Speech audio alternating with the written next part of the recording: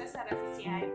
Kandungan utama senyawa organik tersebut adalah karbohidrat seperti pati atau polisakarida. Saccharomyces cerevisiae berfungsi sebagai mengubah karbohidrat pati menjadi gula dan alkohol. Hal ini sesuai dengan penelitian Atlanta dan Anggreni pada tahun 2013 yang menyatakan bahwa pada pembuatan tape menggunakan kultur bernama Saccharomyces cerevisiae.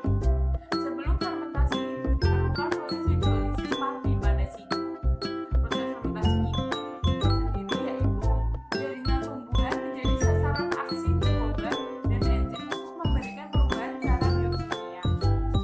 Tape sangat bagus untuk tubuh karena mengandung kalori, protein, lemak, karbohidrat, kalsium, fosfor, dan air. Langsung saja kita tampilkan video pembuatan tape dengan perlakuan dimasak, dihaluskan, dan fermentasi di udara terbuka. Langkah pertama, singkong dikupas sampai bersih yang bertujuan agar singkong tidak berlendir saat menjadi tape dan kulit singkong mengandung cyanida yang tinggi sehingga sangat berbahaya. Langkah kedua, singkong dicuci dengan air mengalir supaya kotoran hilang dan tidak ada mikroba lain yang ikut saat proses fermentasi nanti. Langkah ketiga, singkong direbus selama kurang lebih 30 menit yang bertujuan untuk membuat tekstur singkong menjadi lebih lembut. Langkah keempat, setelah singkong matang, singkong diangkat dan didinginkan pada suhu ruang selama kurang lebih 1 jam yang bertujuan untuk mendapatkan kondisi terbaik bagi mikroba yang akan tumbuh nantinya.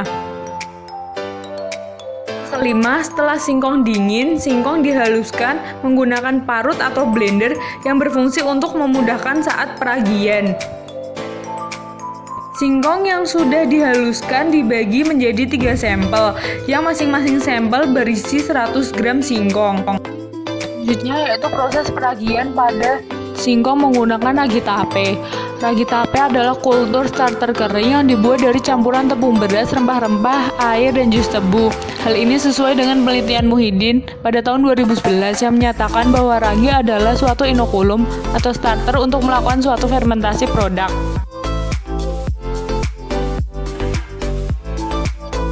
Beri ragi secara merata agar proses fermentasi nantinya berjalan dengan merata dan sempurna.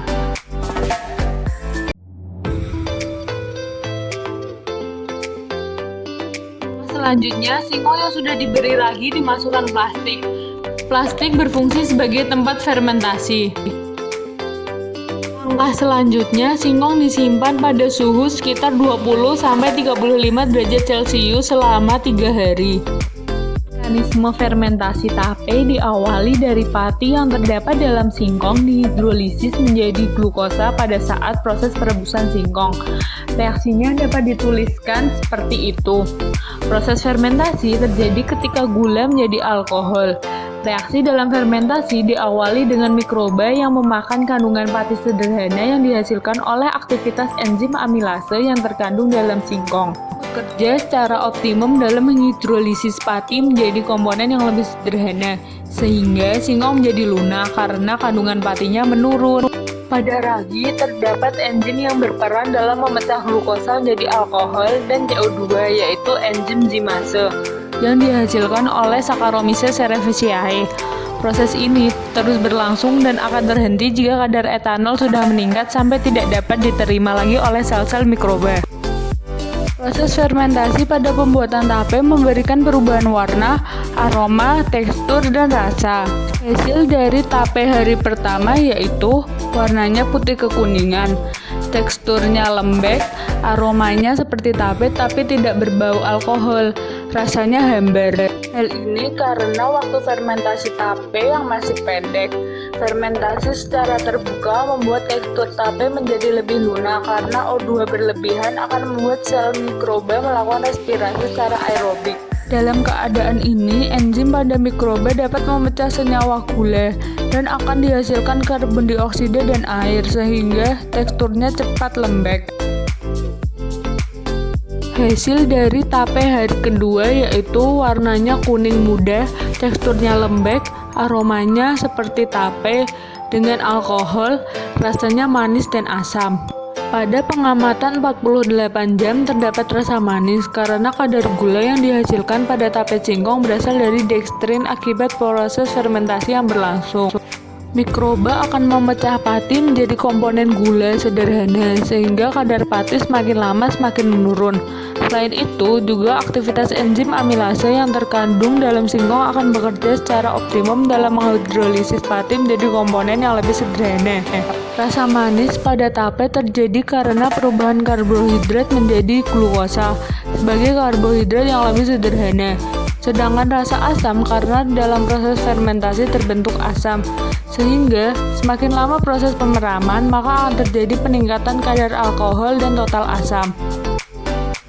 Hasil dari tape hari ketiga yaitu warnanya kuning, teksturnya lembek, aromanya seperti tape dengan alkohol yang sangat mencolok, rasanya manis dan asam. Percobaan diakhiri sampai hari ketiga sebab sebagai produk makanan, tape cepat rusak karena adanya fermentasi lanjut setelah kondisi optimum fermentasi tercapai. Lamanya waktu fermentasi akan memberikan kesempatan mikroba atau enzim bekerja sehingga proses hidrolisis berlangsung terus. Periode fermentasi yang lama memungkinkan mikroba terus menghidrolisis pati sehingga gula sederhana terbentuk semakin banyak. Pada proses fermentasi, jumlah mikroba dipengaruhi oleh lama fermentasi, yakni semakin lama fermentasi, jumlah mikroba semakin banyak dan produksi etanol semakin tinggi. Sehingga pada hari ketiga, aroma alkohol sangat tercium. Proses ini akan terhenti jika kadar etanol sudah meningkat sampai tidak dapat ditolerir lagi oleh sel-sel kamir. Tingginya kandungan etanol akan menghambat pertumbuhan kamir dan hanya mikroba yang toleran terhadap alkohol yang dapat tumbuh.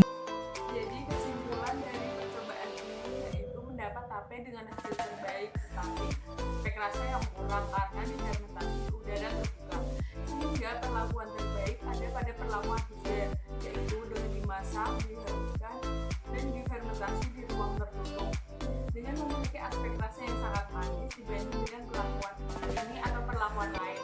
Pembuatan tape dengan fermentasi anaerob ini memiliki rasa yang lebih manis dibanding tape dengan fermentasi aerob, karena mikroba yang terkandung di dalam racun ini tidak dapat melakukan aktivitas dengan sempurna bila disimpan di udara terbuka.